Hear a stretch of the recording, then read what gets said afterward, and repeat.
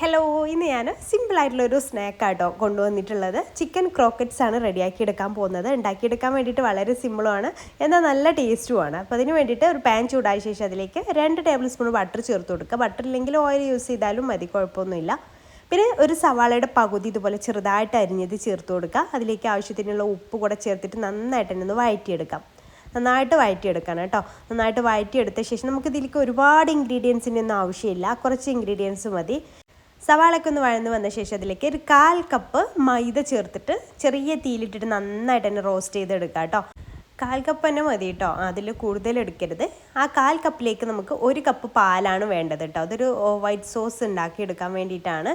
അപ്പോൾ അതിലേക്ക് 1 കപ്പ് പാല് കുറച്ചായിട്ട് ചേർത്തിട്ട് കട്ടയില്ലാത്ത നന്നായിട്ട് മിക്സ് ചെയ്തിട്ട് ചെറിയ തീയിലിട്ടിട്ട് വേവിച്ചെടുക്കുക. ആ മൈദയൊക്കെ നന്നായിട്ട് വേവിച്ചെടുക്കണം, നല്ല ക്രീമി രൂപത്തിലാവണം. ഇപ്പോൾ അതിങ്ങനെ ക്രീമി രൂപത്തിലായി വന്നിട്ടുണ്ട്.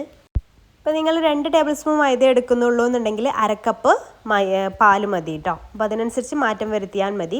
പിന്നെ 1 ടീസ്പൂൺ ചില്ലി ഫ്ലേക്സും 1/4 ടീസ്പൂൺ കുരുമുളക് പൊടിയും കുറച്ച് മല്ലിയിലയും അതുപോലെ തന്നെ ചീസും ചേർത്ത് കൊടുക്കണം. ഞാൻ മൊസറില്ല ചീസാണ് എടുത്തിട്ടുള്ളത്, അല്ലെങ്കിൽ ചെഡാർ ചീസ് ഉണ്ടെങ്കിൽ അത് എടുത്താലും മതി. പിന്നെ സ്ലൈസ്ഡ് ചീസ് എടുക്കരുത് കേട്ടോ. അതെല്ലാം കൂടെ അത് നിർബന്ധമില്ല, ഓപ്ഷണലാണ്. ചീസ് ഇല്ലാന്നുണ്ടെങ്കിലും കുഴപ്പമൊന്നുമില്ല കേട്ടോ. ചീസ് ഇല്ലാതെ നമുക്കിത് തയ്യാറാക്കിയെടുക്കാം. അതും കൂടെ ചേർത്തിട്ട് നന്നായിട്ടൊന്ന് മിക്സ് ചെയ്തെടുക്കുക. അതിനുശേഷം നമുക്ക് വേവിച്ച് വെച്ചിട്ടുള്ള ചിക്കൻ ചേർത്ത് കൊടുക്കാം. ചിക്കന് ഞാനിവിടെ ഉപ്പ് മാത്രം ഇട്ടിട്ട് വേവിച്ചിട്ട് ഇതുപോലെ മിക്സ് ചെയ്തെടുത്തതാണ് കേട്ടോ. അതുകൂടെ ഇതിലേക്ക് ചേർത്തിട്ട് നന്നായിട്ടൊന്ന് മിക്സ് ചെയ്തെടുക്കാം. എന്നിട്ട് ഇതൊന്ന് മിക്സ് ചെയ്തിട്ട് ഈ ഒരു പാനിൽ നിന്ന് വിട്ട് പോരുന്ന ആ ഒരു പരുവം വരെ ഇതുപോലെ ഒന്ന് മിക്സ് ചെയ്തെടുക്കുക. ഇത് നമുക്ക് റോൾ ചെയ്തെടുക്കാനുള്ളത്, അതുകൊണ്ടാണ് ക്രീമി ആയിട്ട് നിൽക്കരുത്. പാനിൽ നിന്ന് വിട്ട് പോരുന്ന ഒരു പരുവം വരെ ഇതുപോലെ മിക്സ് ചെയ്തെടുക്കണം. ഇപ്പോൾ ഇത്രയും ആയിട്ടുണ്ട്. ഇനി തണുത്തതിന് ശേഷം നമുക്കിത് തയ്യാറാക്കിയെടുക്കാം.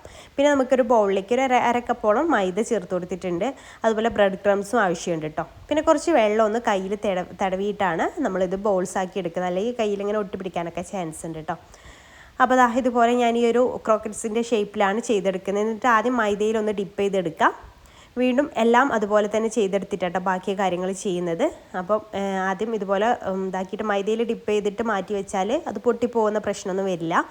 പിന്നെ ബാക്കിയുള്ള മൈദയിൽ കുറച്ചുകൂടെ വെള്ളം ചേർത്ത് കൊടുക്കാം. ഒരു ലൂസ് ബാറ്ററാക്കി എടുക്കുക. അതിൽ ഡിപ്പ് ചെയ്തിട്ട് ബ്രെഡ് ക്രംസിൽ കോട്ട് ചെയ്തെടുക്കാൻ വേണ്ടിയിട്ടാണ് കേട്ടോ. അപ്പോൾ വെള്ളം ഒഴിച്ചിട്ട്, പാകത്തിനുള്ള വെള്ളം ഒഴിച്ചിട്ട് നന്നായിട്ടൊന്ന് ലൂസാക്കി എടുക്കുക. ഇനി നമുക്ക് നമ്മൾ കോട്ട് ചെയ്ത് വെച്ചിട്ടുള്ള ഓരോ ചിക്കൻ്റെ ആ ഒരു സംഭവവും എടുത്തിട്ട് ഇതിൽ ഡിപ്പ് ചെയ്യുക. എന്നിട്ട് ബ്രെഡ് ക്രംസിൽ കോട്ട് ചെയ്തെടുക്കുക. അപ്പോൾ ഇത്രയേ ഉള്ളൂ. ഇനി എല്ലാം അതുപോലെ ചെയ്തെടുത്തിട്ട് നമുക്ക് ഫ്രൈ ചെയ്തെടുക്കാം കേട്ടോ. അപ്പോൾ എല്ലാം ഒരുമിച്ചാണ് ഞാൻ ചെയ്തെടുക്കുന്നത്. എല്ലാം കഴിഞ്ഞിട്ടാണ് ഫ്രൈ ചെയ്തെടുക്കുന്നത്. അപ്പോൾ മുഴുവനായിട്ട് ഇതുപോലെ ചെയ്തെടുക്കുക.